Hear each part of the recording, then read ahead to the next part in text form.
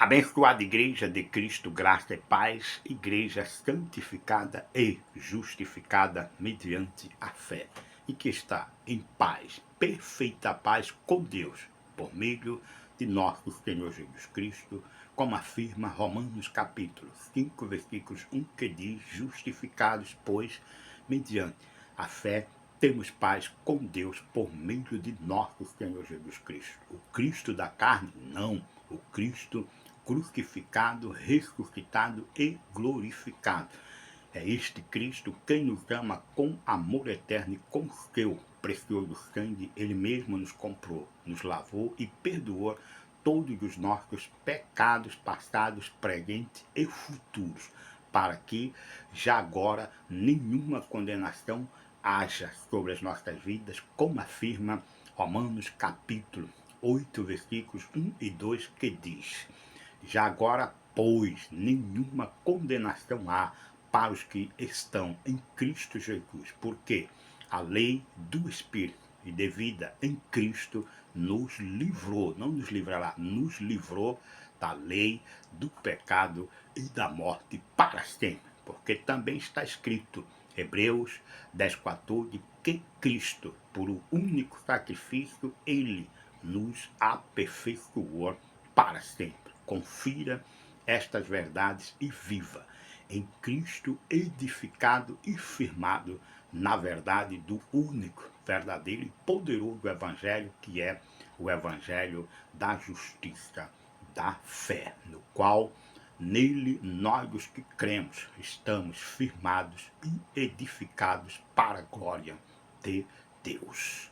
Como príncipe de Deus e mestre na palavra da sua graça, mediante revelação do Espírito Santo, eu estou aqui sempre para o anunciar e tratar a respeito da sã doutrina de Cristo, do Evangelho, da justiça da fé.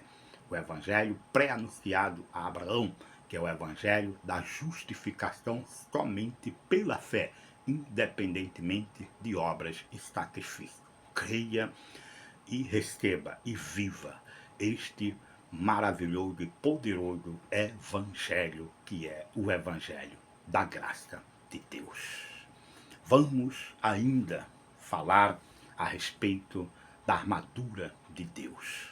Esta armadura que está sobre os que crêem. A palavra diz em Efésios capítulo 6, 10 em diante, que diz: quanto a mais sede fortalecidos no Senhor, que é Cristo, e na força do seu poder, que é o único e o verdadeiro Evangelho, que é o Evangelho da justiça da fé. E a Bíblia diz que quem está no Senhor fortalecido e revestido do seu poder, não luta contra a carne e sangue, mas sim contra principados, potestades e dominadores deste mundo tenebroso, contra as forças espirituais do mal que operam nas regiões celestiais. A nossa luta não é contra pessoas. E a palavra em 2 Coríntios capítulo 10, versículos 3 em diante, diz que embora nós estejamos na carne, não podemos, não devemos lutar ou militar segundo a carne, porque as armas da nossa milícia não são carnais, e sim poderosas em Deus, para destruir, fortalecer, anular todo sofisma e toda altivez que se opõe ou se levanta contra o conhecimento de Cristo. Logo, a Igreja de Cristo, por décadas, ou por que não dizer, por centenas de anos, esteve presa a uma falsa batalha.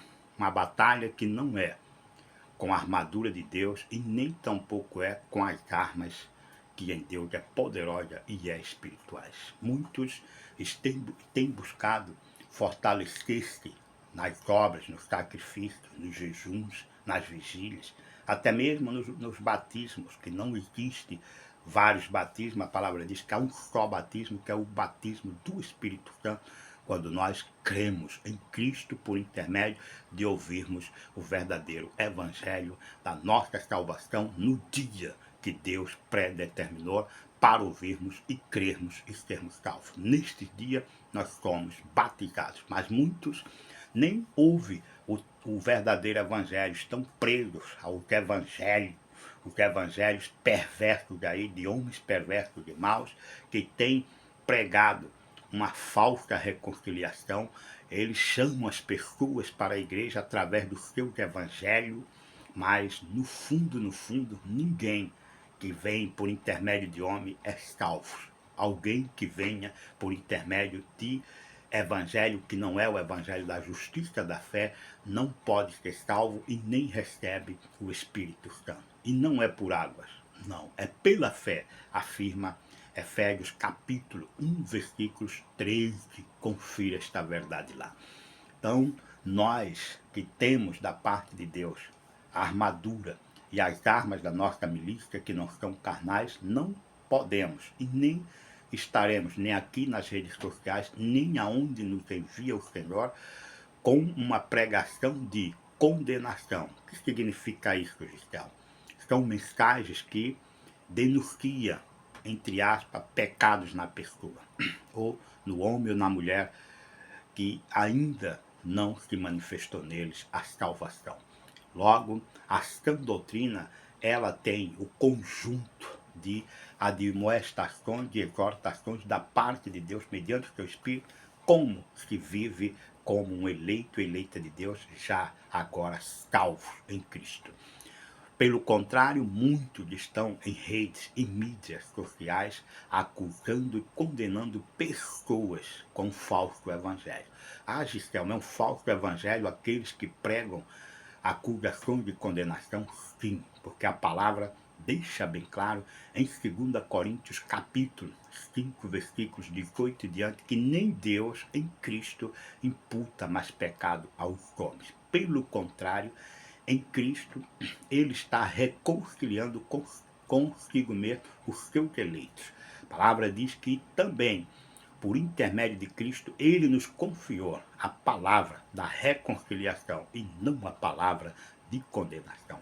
Logo, todos os que pregam o evangelho de acusação e condenação a pessoas não estão revestidos de armadura de Deus e nem estão lutando com as armas poderosas de Deus, que não são carnais e sim espirituais. Estes têm sempre o prazer e até mesmo acusa e persegue os que pregam o verdadeiro ministério, que é de reconciliação, não de acusação ou de condenação, dizendo que os que pregam o evangelho do oba-oba, sabe, que Deus é bom, que Deus é bom sim. Ele é tão bom que em Cristo nos deu eterna salvação, que em Cristo nos deu eterna justificação, e que em Cristo perdoou todos os nossos pecados, sejam passados, presentes e futuros. Um Deus desse é um Deus mau? Não.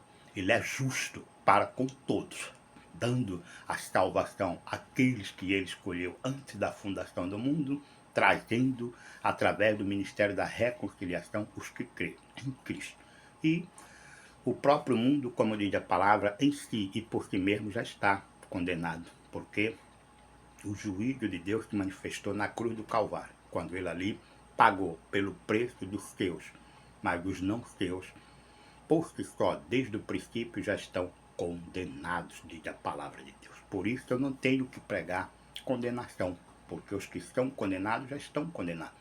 E os que estão para a justificação precisam ouvir o ministério da reconciliação e não o ministério de condenação. Pense nisso e não viva em lugares onde você vive ou aonde você vai, enviado por Deus, com o dedo que aponta a acusação de condenação, mas estenda a mão, a destra da salvação através do ministério da reconciliação que recebemos de Deus, revestido de toda a armadura de Deus, lutando não contra a carne e sangue, mas sim contra principados, potestades, dominadores deste mundo tenebroso, das forças espirituais do mal que operam nas regiões celestiais. Pense nisso e não milite segundo a carne, mas sim mediante o Espírito, com entendimento e conhecimento, propagando o evangelho da reconciliação e não o evangelho da condenação.